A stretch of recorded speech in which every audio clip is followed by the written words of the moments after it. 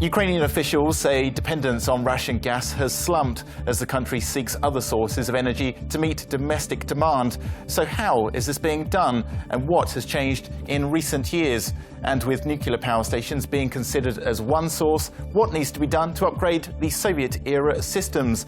Joining us on Viewpoint is Mykhailo Bno-Airiyan, the head of the European Integration Department at the Ministry of Energy and Coal. Thank you very much for coming into Viewpoint. What is being done, then, to diversify Ukraine's gas supplies that used to heavily rely on Russia? You know, this year was historic in that sense. On the 2nd of December, this is the year, the annual, when our team, minister, and his team is working in the ministry, and we just tried to make some summary what we did. Mm-hmm. And one of the key success we consider to be a key success is diversification. This year has become real historic because you know that we used to depend on Russia in 100% on imports of Russian gas and on nuclear, and to some extent on coal. Now this year, we have managed to decrease the dependence on Russia with the gas imports in 3 times. So what exactly changed, though? This year we imported from Russia only the 30% of the whole import gas consumed in Ukraine. Yeah. 30%. It was unbelievable even 3-4 years ago. But was it because the gas from Europe was cheaper, or they had more supply? It was because we managed to create the essential infrastructure to deliver gas from Europe, which wasn't there before. Yeah, never. Yeah. It was, it was the reverse flow pipelines that come from Slovakia and Hungary. We had the infrastructure, but we managed to negotiate with our neighbors in order to somehow to switch to other directions these pipelines. And today it gives us about annual capacity of this route is approximately 16-18 billion of cubic meters gas a year. Today it's approximately the half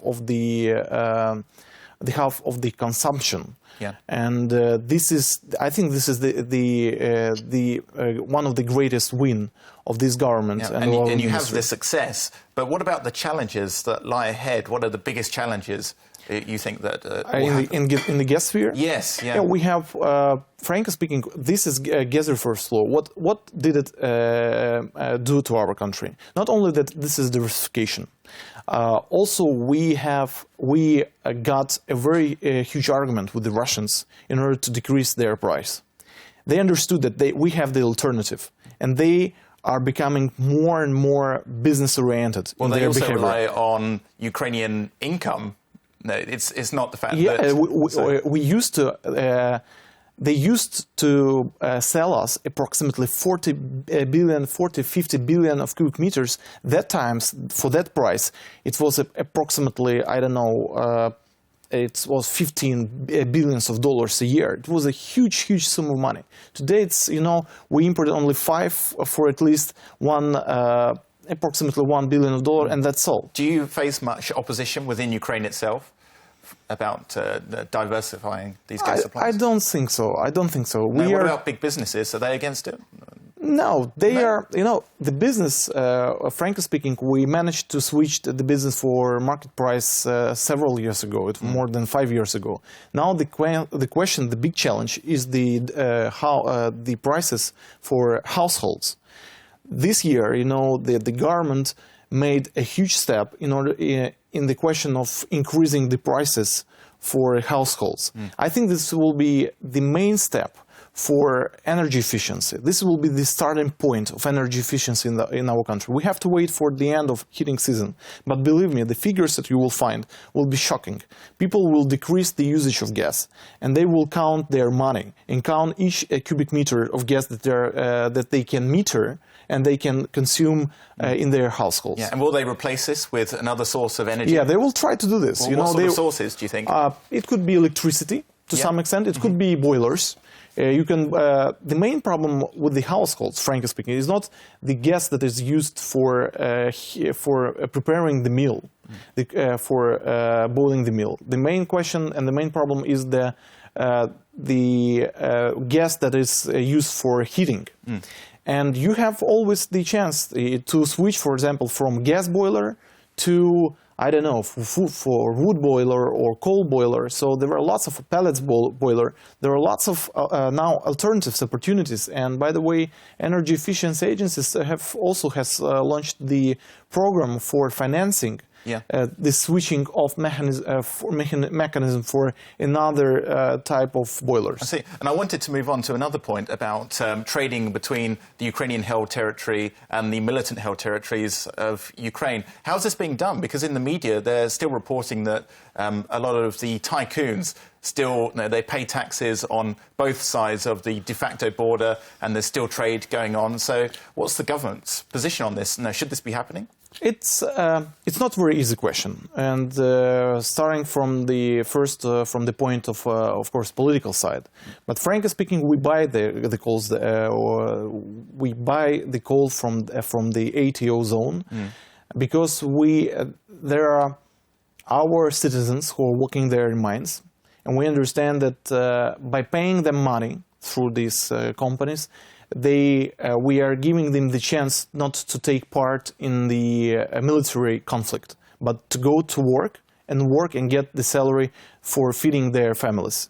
This is a first point. The second point is that we are paying money not for not understandable enterprises or unknown figures. We are paying for the miners that are registered, that are uncontrolled territory, yes, but they are registered according to Ukrainian standards. But does this money that you pay actually go to the miners? They go to the accounts that exist in Ukraine. Then what they are doing with that, we don't care. We pay for Ukraine inside of Ukraine. Of course, we understand that they somehow. But there must be a big profit margin on this, though. You wouldn't think that all the money goes straight to the miners. Of course.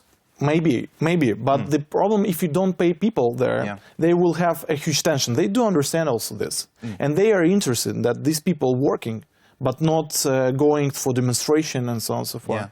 Unfortunately, we are stuck there due to the aggression of the Russian Federation. You have this. We have the situation that on the east, we have all anthracite producing mines blocked. So we have to find this anthracite. We succeeded in getting the anthracite coal from South Africa. We increased it in 5 times, but it's not still enough. Still not enough. So we have to find other sources. So the main source could be ATO zone. Then, of course, we can think about the Kazakhstan or, I don't know, Australia or Vietnam. But this is quite difficult in terms of logistics, they're far away. It's not far easy. Away. But for example, the ship from Australia comes it takes approximately 3 weeks for a ship to go to Ukraine. So, frankly speaking, it's not a problem. If you manage the whole, if you have good time management, it's one question. The other question is the price. The price is higher, of course. So you have always to balance between the price and between the diversification. Of course, because you have to pass this on to the households. But we are doing the several ways, several directions. So 5 days ago or 4 days ago, there was a big shipment arriving to Ukraine, approximately 170,000 tons of anthracite. This is from South Africa. This is a good example how it should be done. And what about nuclear power plants as well? And are they being considered for the future? I mean, we still have them in Ukraine. We have, and we will have it. But the strategy of the ministry is to preserve the share of the nuclear energy in the energy balance, and believe me, to try to increase it. We have the spare capacity about 5 or 8%, and we did it this year. We managed to increase the share of the nuclear energy in the whole energy mix from 50 to 54% to 62, 64%. But what about the nuclear fuel? Because most of it comes from Russia, as far as I understand. We used to do that, and one of the diversification also was in the nuclear sphere. We used to to depend 100% on Russia. But you don't anymore, next year, 5 out 13 of deliveries of nuclear fuel will be not the Russian origin. It will be Westinghouse, it will be European, American, but not Russian. 5 from 13. Is that enough? Is that a good start? It's a good start. It's good. Yeah. It's not the half, but it's 30%. When you have this, when the Russians didn't have when they understood that we don't have the alternative, they always tried to press on us.